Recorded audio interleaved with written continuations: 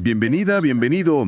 Hoy, vamos a hacer un análisis profundo de una conferencia de prensa importante. Fue del gobierno mexicano el 14 de octubre de 2025. Y el tema central, la respuesta a unas lluvias, devastadoras, que afectaron varios estados. Daños muy serios. Efectivamente. Vamos a explorar justo eso. Los informes que presentaron las distintas secretarías, las entidades del gobierno. ¿Qué se dijo exactamente? Pues mira, se habló de los daños, claro, de las acciones de emergencia, cómo se está trabajando para restablecer servicios básicos como la luz, los caminos. Y el apoyo a la gente, me imagino. Y el apoyo a la población damnificada, fundamental. La idea es que entendamos bien la magnitud del reto y pues la estrategia que está siguiendo el gobierno federal ante esto. Y fíjate que algo que llamó la atención desde el principio fue la escala del evento. Usaron una frase que la verdad impacta. ¿Cuál? Alerón de lluvias con periodos de retorno de 1000 años. O sea... 1000 años. Sí, una intensidad que supera por mucho lo esperado, ¿no? O para lo que mucha infraestructura está, diseñada. Vamos a desglosar qué se dijo, empezando por lo más básico. Moverse, caminos y puentes. Claro, ahí entró la Secretaría de Infraestructura, Comunicaciones y Transportes, la SICT. Jesús Esteva presentó un panorama, complejo. ¿Complejo en qué sentido? Bueno, en la red de carreteras federales, la situación parecía más, bajo control. Casi todas las incidencias, dijeron, ya estaban atendidas. Pero la bronca real estaba en las redes estatales. ¿Qué tan grande era esa bronca? Hablamos de más de 350 puntos problemáticos, incidentes reportados en caminos estatales. ¿Y cuántos resueltos? Menos de un tercio. Otro tercio estaba en proceso, pero quedaban más de 140 todavía pendientes de atención. Muchísimo trabajo. Y a eso súmale unos 39 puentes que contabilizaron como afectados. Para entrarle a esto, movilizaron una fuerza importante, Cientos de máquinas, casi 5,000 personas. ¿5,000? Sí, entre la propia SCT, Defensa Nacional, Marina, trabajando en un montón de frentes al mismo tiempo, más de 130. Mencionaron casos por estado, ¿verdad? Como para darnos una idea más clara. Sí, por ejemplo, en Hidalgo. Ahí hablaban de casi 250 incidentes. Muchísimas localidades seguían incomunicadas y tenían como 24 puentes afectados. ¿Y en otros estados? En Puebla el tema era el acceso. Se complicaba meter la maquinaria pesada. Y fue justo, hablando de Puebla, que salió esa explicación del periodo de retorno. ¿Cómo lo explicaron? Porque la verdad sí suena muy técnico eso. Pues la idea que se transmitió es que algunos puentes simplemente colapsaron porque las lluvias fueron tan intensas, tan fuera de lo común. Ajá. Superaron los diseños.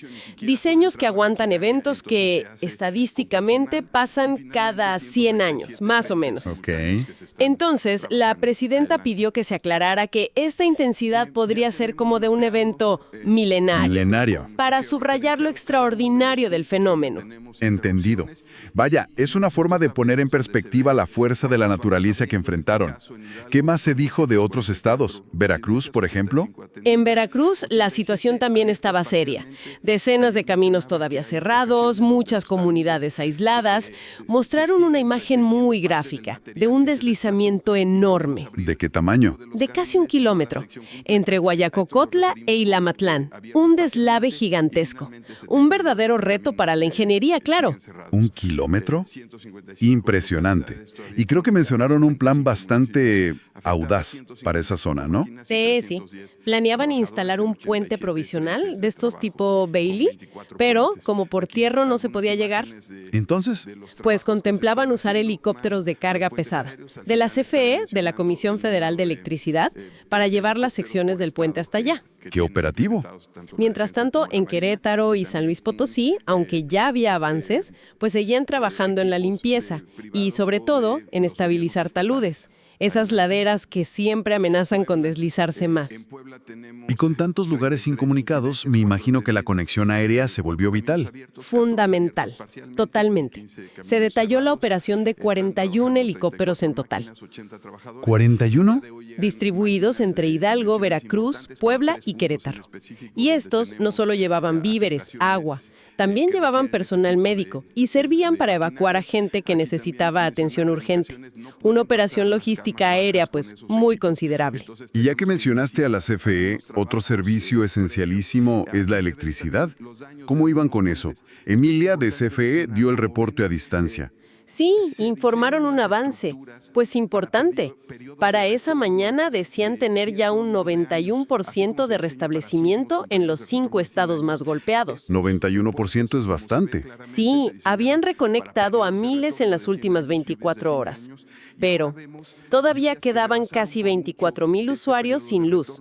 El gran obstáculo, y lo recalcaron mucho, era el terreno. Reblandecido, me imagino. Exacto, reblandecido, que hacía muy difícil reparar torres, postes caídos, era muy complicado llegar y trabajar ahí. Me imagino la dificultad. ¿Mencionaron cómo le hacían para llegar a esos puntos complicados? Sí, hablaron de usar helicópteros, claro, para mover material y personal. También drones para evaluar los daños en zonas inaccesibles y hasta cuatrimotos. Tecnología al rescate. Y destacaron mucho la coordinación con otras dependencias y que se había priorizado devolver la luz a 25 hospitales.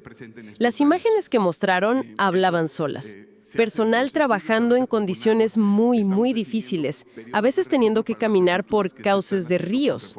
Un esfuerzo titánico, sin duda, para recuperar algo de normalidad. Ahora, siempre en estas situaciones surge la pregunta, ¿se pudo haber prevenido más?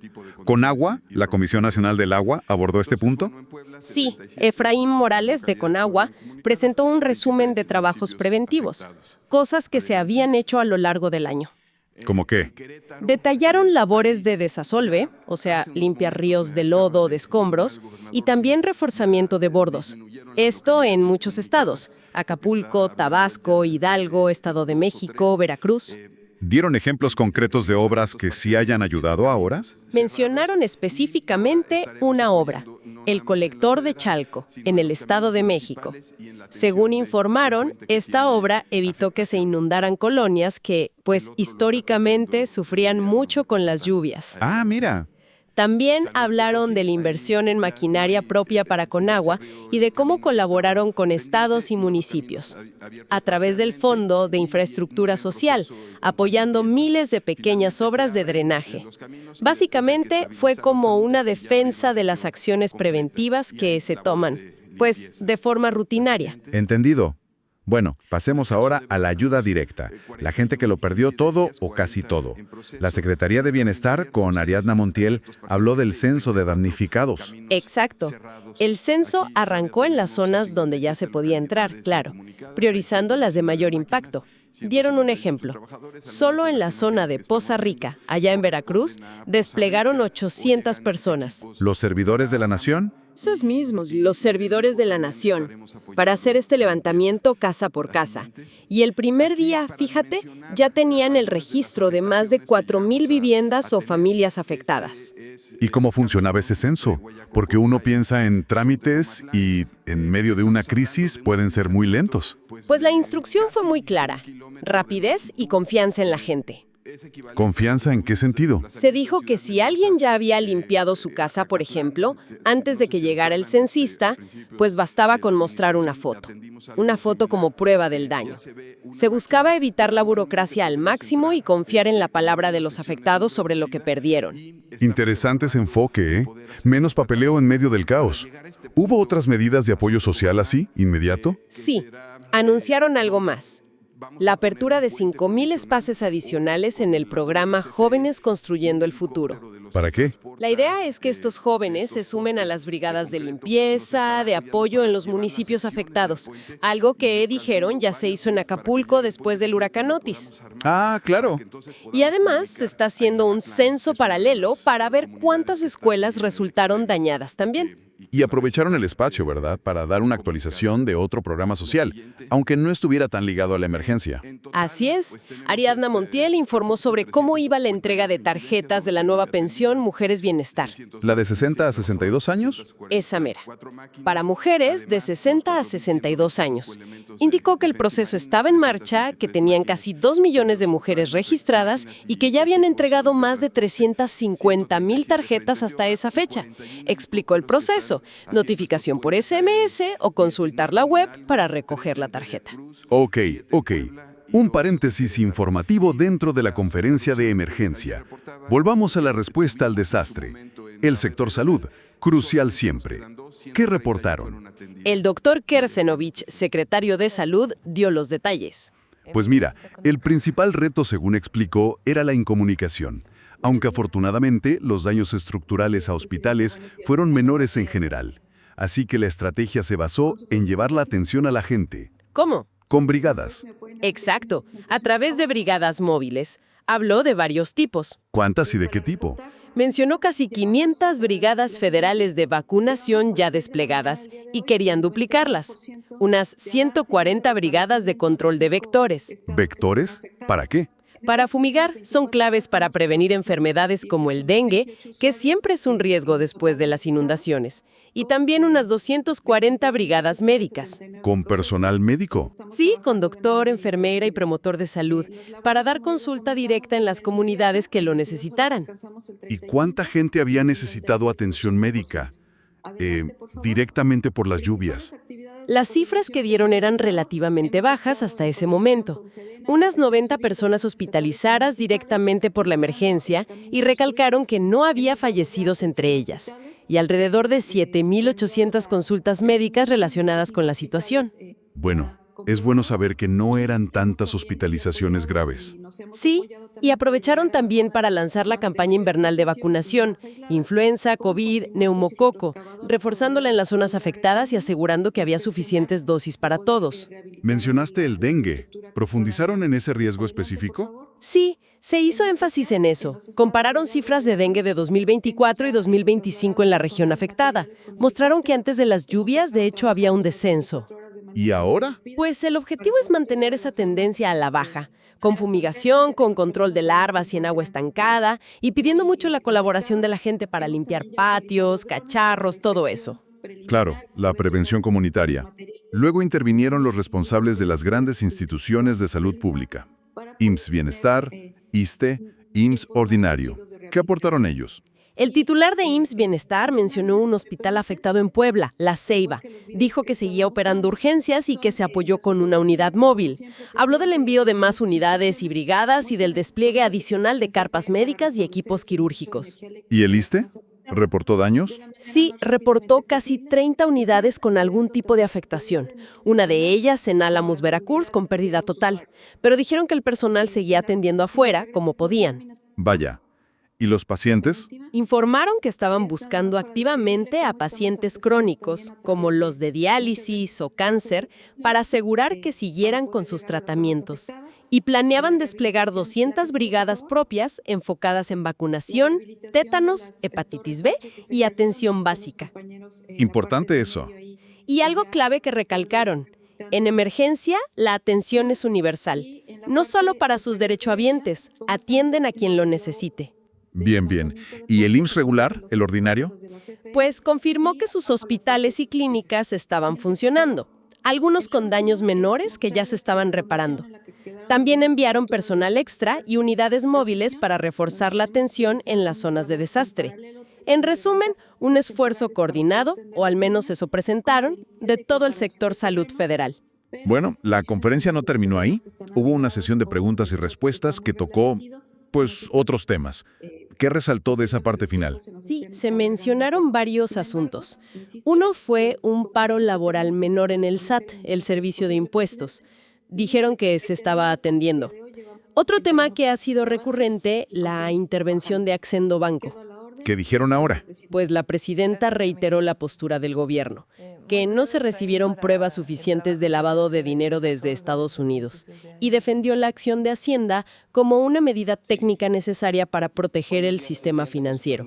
También se preguntó sobre el censo de damnificados, ¿no? ¿Cuánto iba a durar? ¿Cuándo llegaría la ayuda? Se explicó que el tiempo del censo, pues, variaría según la zona, pero que los apoyos económicos se entregarían por etapas conforme se fuera avanzando. No dieron una fecha exacta para todo. ¿Ok? También se agradeció la coordinación con el sector privado para canalizar donaciones, principalmente a través del ejército. Y se confirmó un incidente violento en Chiapas con vehículos incendiados. Prometieron dar más información públicamente sobre eso. Hubo también una defensa bastante fuerte, creo, a la actuación de los gobernadores de los estados afectados, ¿no? Sí, sí. Ante críticas que surgieron, la presidenta calificó esos señalamientos de ruines y sopiloteo.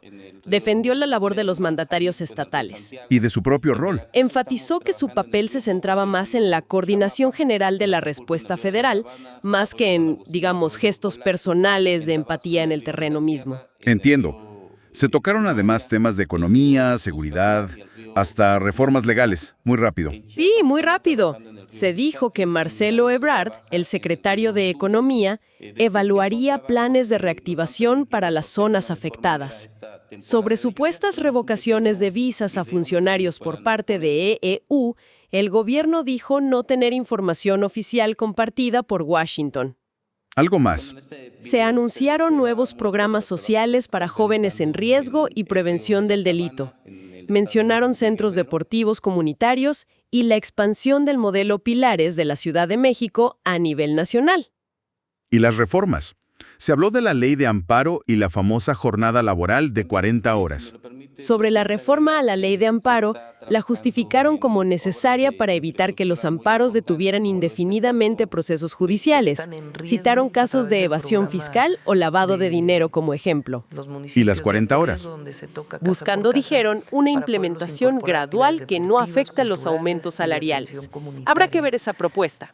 Ya veremos. Finalmente, un par de puntos más sobre salud y financiamiento, creo. Sí, se dio una actualización sobre brotes de sarampión. Indicaron que estaban controlándose con vacunación, aunque todavía había casos activos, sobre todo en Chihuahua, mencionaron. ¿Y el dinero para la emergencia? Se reiteró la suficiencia de fondos nacionales, que no hacía falta nada externo, y se criticó de nuevo al desaparecido Fonden, el Fondo de Desastres Naturales, por supuesta corrupción y burocracia en el pasado. Fue un comentario recurrente. Desde la ingeniería de puentes hasta la política laboral, todo en una conferencia sobre respuesta a desastres. Creo que este análisis nos da una imagen bastante completa de la complejidad de manejar una emergencia de esta magnitud. Sin duda, se ve la maquinaria gubernamental en acción, ¿no? La coordinación, pero también los retos de esa coordinación, entre muchísimas dependencias, desde los que reparan un poste de luz hasta los que organizan un censo o una campaña de vacunación. La escala del esfuerzo logístico es inmensa.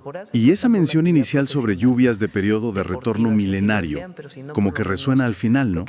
Porque más allá de la respuesta inmediata, que es crucial, claro, nos deja pensando en el largo plazo. Exacto. Si estos eventos extremos van a ser más frecuentes, como parece que será, ¿está nuestra infraestructura preparada? ¿Cómo se construye resiliencia? No solo con obras, sino también con planificación urbana, con infraestructura verde, incluso con la preparación de las propias comunidades. Son preguntas fundamentales, que seguramente van a seguir sobre la mesa mucho después de que bajen las aguas. ¿Qué tanto debemos adaptar nuestra forma de construir, nuestra forma de vivir ante una nueva realidad climática? Ahí queda la reflexión. Una reflexión muy necesaria para el futuro, definitivamente. Gracias por acompañarnos en este análisis detallado. Hasta la próxima.